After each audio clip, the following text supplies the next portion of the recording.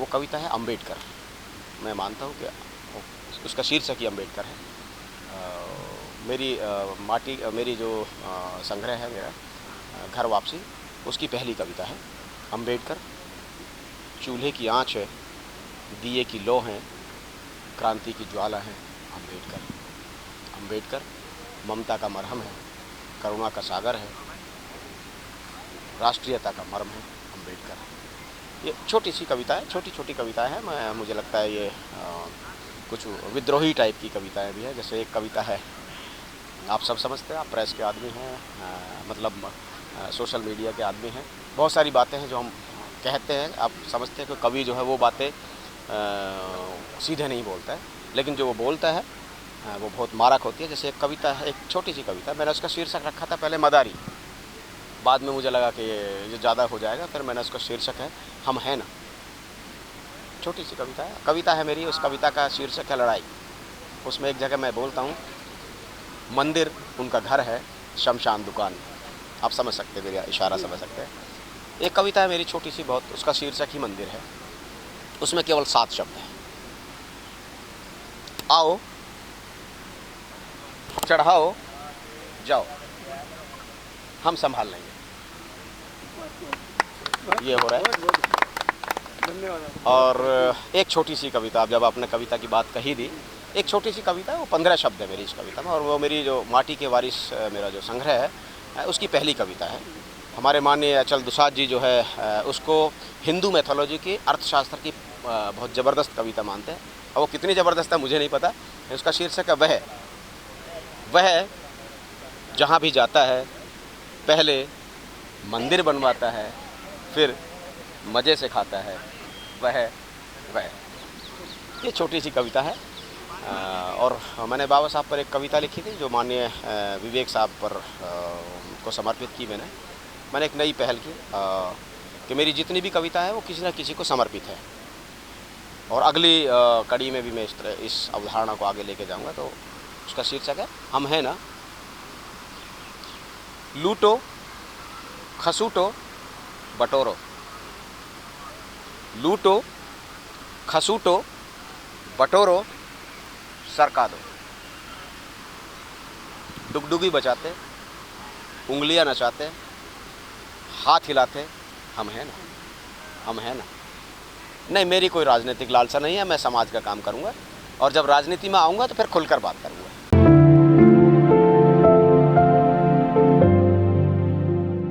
सभी सम्मानित साथियों को जय भीम, नमो बुद्धाय, नमस्कार, आदाब, शुक्रिया सभी का। मैं सुदेश कुमार मेरा मूल नाम है, लेकिन बहुत सारे साथी मुझे सुदेश तनवर के नाम से जानते हैं। मैं इसी गांव में पैदा हुआ, यानी कि रजोकरी मेरा गांव है। मेरा मूल जन्म तो 2 अप्रैल 1963 है, लेकिन ऑफिशियल जो जन्मदिन है वो मेरा 12 जुलाई 1962 है। मैं शुरुआत से ही बहुत सारे संघर्षों में पनपा, जन्म लिया मैंने। और मेरे कुछ साथी थे जिन्होंने मुझे यहाँ तक पहुँचाने में मेरी मदद की। मैं पहली से लेकर 12वीं क्लास तक पड़ोस में ही स्कूल है, जब आप एंट्री किए होंगे तो स्कूल है, उस स्कूल में मैं पढ़ा। और उसके बाद जब मैंने कॉलेज में एडमिशन लिया तो मुझे पता नहीं था मेरा एडमिशन कहाँ हुआ है, लेकिन मेरे एक साथी थे, आज इस दुनिया में नहीं है। उन्होंने कहा कि हमें नौकरी की ज़रूरत है, और अगर आप नौकरी कर सकते हैं, अगर आप नौकरी जल्दी चाहते हैं तो आप स्टेनोग्राफी कर लीजिए। मेरे नंबर बहुत अच्छे आए थे, तो मैंने एडमिशन का ख्वाब छोड़ दिया और मैं टाइपिंग शुरू करता था। टाइपिंग में जानता था, बहुत अच्छी टाइपिंग मेरी थी। तो मैंने स्टेनोग्राफी से शुरुआत की, और मैं एसएससी से पहले ही उसमें मेरा चयन हुआ। 28 जून 1982, जो अब दिल्ली सरकार है, पहले दिल्ली एडमिनिस्ट्रेशन हुआ करता था, वहाँ मेरी ज्वाइनिंग हुई। और मेरी ज्वाइनिंग जो है उस ज़माने के सेल्स टैक्स में हुई। वहाँ मुझे कुछ माहौल अच्छा नहीं लगा। कुछ साथी थे जो उस तरह की जो चीज़ें मुझे पसंद नहीं थी, आज भी पसंद नहीं है। वहाँ हमेशा पैसे की बात होती थी, और सुबह से शाम तक वहाँ काम नहीं, पैसे का काम होता था, और शाम को वहाँ काम होता था, जो मुझे पसंद नहीं था। मेरे कई अफसरों से भी अनबन रही इस मामले को लेकर। फिर मैंने यूपीएससी का एग्ज़ाम दिया और मैं पीए बना। पीए होने के बाद फिर मैंने फिर एक एग्ज़ाम दिया, फिर मैं पीएस बना और मैं इस गांव का लगभग मुझे लगता है कि शायद सबसे पहला अधिकारी हूँ जो जिसकी स्टैंप लगती थी। उससे पहले 2 ऑफिसर हुआ करते थे। जब उनके पास हम लोग जाते थे तो आज वो उसमें 1-2 लोग तो इस दुनिया में नहीं है, लेकिन मैं उनका भी बड़ा शुक्रगुजार हूँ कि उन्होंने हमारी उस ज़माने में बहुत मदद की। जब मैं पीएस बना, पीएस बनने के बाद 28 साल मैं अधिकारी रहा और मेरे गांव के लोगों से मुझे बहुत मोहब्बत मिली, बहुत प्यार मिला। उसके बाद मैं केंद्र सरकार में आया।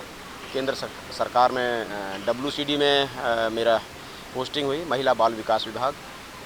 उसके बाद उससे पहले मैं ministry of irrigation and power में था।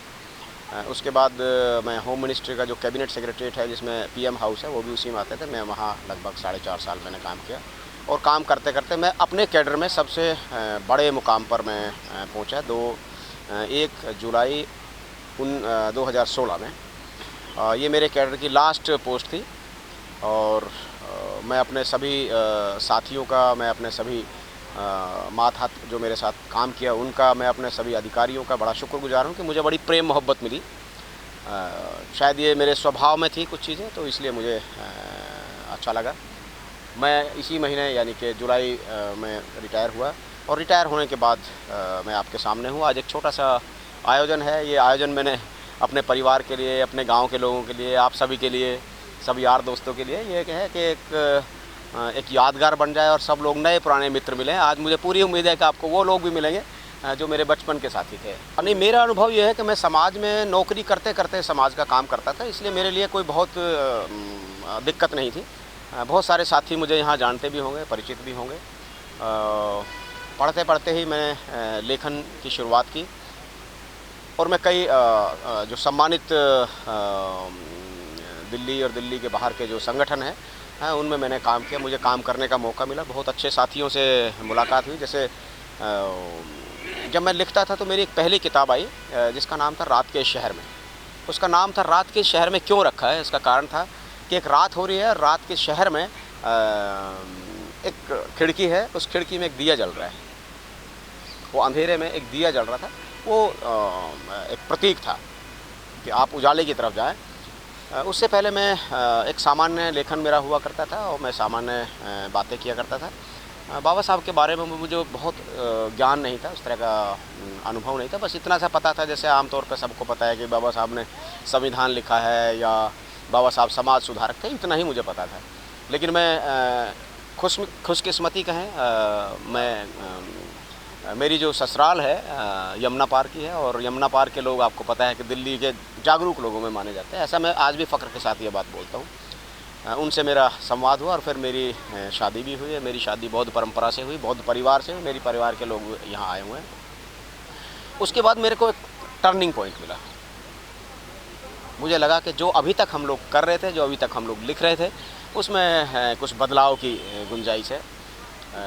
हाँ, गुंजाइश ही नहीं, बहुत ज़रूरत है। और ज़रूरत इतनी थी कि मेरे गांव में मुझे बहुत प्यार और मोहब्बत मिलता है। मुझे ही नहीं, मेरे गांव वैसे बहुत ही शांति प्रिय गांव है। कभी कोई झगड़ा, कभी कोई, आपने सुना नहीं होगा कभी इस गांव का नाम।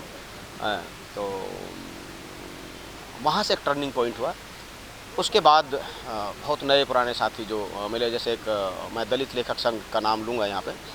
दलित लेखक संघ में मैंने काम किया। मुझे 3 बार उसका महासचिव बनने का अवसर प्राप्त हुआ। कई बड़े बड़े लोग जैसे डॉक्टर तेज सिंह है, प्रोफेसर तेज सिंह, माननीय सूरजपाल चौहान जी, विमल थोराट जी, कुसुम वियोगी जी, मोहनदास नैमिषराय जी, जयप्रकाश करदम जी, हाँ, हीरालाल राजस्थानी जी, अनीता भारती जी, रजनी तिलक जी, उन सब के साथ एक साझा हमने शुरुआत की। बड़ा अच्छा लगा।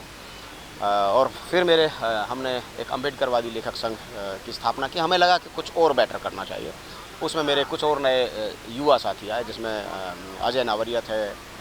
हालांकि अजय नावरिया अम्बेडकरवादी लेखक संघ में नहीं थे, लेकिन वो एक अम्बेडकरवादी लेखक की तरफ जाने की कोशिश करते रहे। इसमें सूरज बड़त्या हैं और प्रोफेसर चौथीराम यादव का नाम आपने सुना होगा या राजेंद्र यादव का नाम सुना होगा। उन्होंने हम लोगों को बहुत बहुत ही बहुत पुश किया समाज के प्रति, जिसमें मुद्रा राक्षस थे, आपने नाम सुना होगा, बहुत पुराना नाम है। इस तरह के लोगों के साथ संबंध रहे। हाँ, मेरी रणनीति यह है कि मैं जो है समाज का काम जैसे कि मैं करता रहा हूँ, वो मैं करता रहूँगा। हाँ, मेरी रणनीति है कि मैं कुछ परिवार का काम करूँगा, यानी कि परिवार को कुछ अपने जीवन का हिस्सा दूंगा, जैसे सामान्य तौर पर होता है, लेकिन मेरा ज़्यादातर समय समाज के बीच रहेगा, ऐसा मैं उम्मीद करता हूँ। और समाज में बहुत ज़रूरत है हम जैसे पढ़े लिखे लोगों की, और ख़ासकर जो शिक्षित है, मैं उनकी बात करूँगा। बहुत तरह के लोग पढ़ लिख तो गए हैं लेकिन शिक्षित नहीं हुए हैं, जैसे कि मान्यवर भी कहते हैं, बाबा साहब अम्बेडकर भी कहते रहे कि हम शिक्षित तो बने लेकिन हम जागरूक नहीं बने। शिक्षित का मतलब है जब तक आप जागरूक नहीं होंगे तब तक आप शिक्षित होने का आपका कोई मतलब नहीं है, ऐसा हम लोग मानते हैं। नहीं, मुझे नौकरी में दिक्कत इसलिए नहीं थी कि मेरा जो दूसरा पक्ष था वो ज़्यादा विद्रोही था, इसलिए वो विद्रोह मैं समझता ही नहीं था उसको कुछ। जैसे आपको ताज्जुब होगा कि जब मेरे गांव में ना यहाँ स्टोन क्रशर्स हुआ करते थे, आज से लगभग 30 साल पहले, 30-31 साल पहले, और क्रशर बहुत पॉल्यूशन फैलाते थे। इस गांव में बहुत सारे लोग जो स्टोन क्रशर की वजह से समय से पहले ही चले गए। हालांकि वहाँ एक तरफ पैसा बनता था, दूसरी तरफ बहुत सारी चीज़ें थी जो तकलीफ़ देती थी घर को, समाज को, गांव को। तो मेरा संघर्ष वहीं से शुरू हुआ। नहीं, नहीं, मैंने कभी, मेरे साथ कभी इस तरह का वाक़या नहीं हुआ, या यूँ कह सकते हो कि मैंने कभी उस तरह की चीज़ों की परवाह नहीं की। ये तो आप समझते हैं कि भेदभाव जो है हर तरह का है, सब जगह मौजूद है, वो ज़र्रे ज़र्रे में है। जैसे वो कहता है ना, कण कण में राम है, मैं कहता हूँ कण कण में वो सारी चीज़ है जिसके आप बात करते हो, ये है। लेकिन उसके बावजूद भी हम लोगों को बचकर काम करते रहना जरूरी है। कुछ स्वार्थी टाइप के लोग सभी समाज में होते हैं, सभी तरह के होते हैं। मुझे लगता है आप सब पढ़े लिखे ही हैं और आप काम कर रहे हैं, मैं इस अवधारणा में विश्वास नहीं करता हूँ। हाँ, ये मैं कह सकता हूँ, कि बाबा साहब को उन लोगों ने जो संघर्ष उनका है, अगर वे पढ़े लिखे लोग, जो आपने सवाल किया, अगर वो पढ़े लिखे लोग थोड़ा सा और समझ जाते हैं उसको, या समझ जाएं, तो मुझे लगता है बहुत आगे की तरफ जाएगा। मैं दो तरह की चीज़ें अपने जीवन में करना चाहूँगा। एक बच्चों की शिक्षा, और दूसरा मैं स्वास्थ्य और एनवायरनमेंट पर काम करूँगा। ये 2-3 चीज़ मेरे दिमाग में है, उस पर मैं चाहूँगा कि मैं लेखन कार्य जारी रखेंगे। हाँ, बिल्कुल, लेखन मेरा, बल्कि अभी पिछले 2 साल से मैंने बहुत कुछ लिखा है। कोरोना काल में मैंने बहुत सारी ऐसी कविताएं लिखी जो बहुत लोगों को पसंद नहीं है। आप सब बहुत जागरूक लोग हैं। मैं ऐसा मानता हूँ कि इस देश में जो मीडिया है वो 2 तरह का मीडिया है। एक वो है जिसे हम पारंपरिक मीडिया बोलते हैं, और एक वो है जिसने इस देश में लोकतंत्र को जिंदा रखा है। अगर वो मीडिया नहीं होता तो मुझे लगता है अब तक बहुत सारी चीज़ें बहुत बदरूप हो चुकी होती है। आपका सवाल, और आरक्षण की जहाँ तक बात है, अगर आप गौर से देखेंगे तो मेरी जो पहली कविता मैंने अभी सुनाई आपके सामने, वह जो कविता है वो उन लोगों का पूरा आरक्षण है वहाँ पर। लेकिन मज़े की बात यह है कि उस आरक्षण पर कभी दूसरे लोग बात नहीं करते हैं, सिर्फ हमारे लोग बात करते हैं। क्यों? क्योंकि हमारे लोगों के पास संसाधन नहीं है। दूसरे लोगों के हिस्से में कुछ ना कुछ है। हालांकि आरक्षण से हम लोग जो आज यहाँ पहुँचे हैं वो हम लोग आरक्षण से ही पहुँचे, इसमें कोई दो राय नहीं। लेकिन आरक्षण मैं ऐसा मानता हूँ कि वो अल्टीमेट नहीं है, हमें बहुत सारी चीज़ों को स्वयं बदलना पड़ेगा।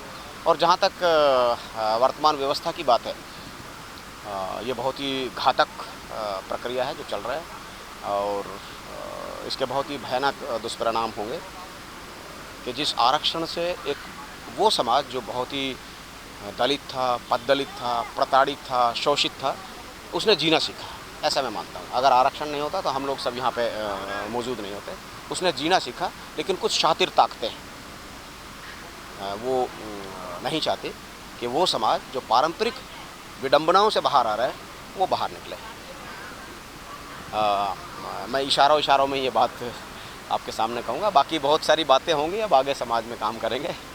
और अभी सभी मीडिया बंधुओं का बहुत बहुत शुक्रिया, साधुवाद। आप लोग आए, राहुल भाई के मेरे एक बार फ़ोन करने से आप लोग आए, मुझे अच्छा लगा। और मेरे गांव में, इस रजोकरी गांव में आप आए। ये जो मंदिर का एक कॉम्प्लेक्स है, मेरे गांव का एक पीछे मंदिर है, महादेव मंदिर बोलते थे। महादेव बहुत पुराना, जो पुरखों का ये एक तरह से जगह थी। यहाँ पे एक जोड़ है पीछे, उस जोड़ के बाद यहाँ पे मतलब ये मंदिर बना। इस तरह के 2-3 मंदिर हैं मेरे गांव में।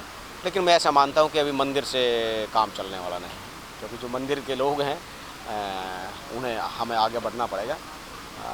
कभी मौका मिलेगा तो कब बात करेंगे।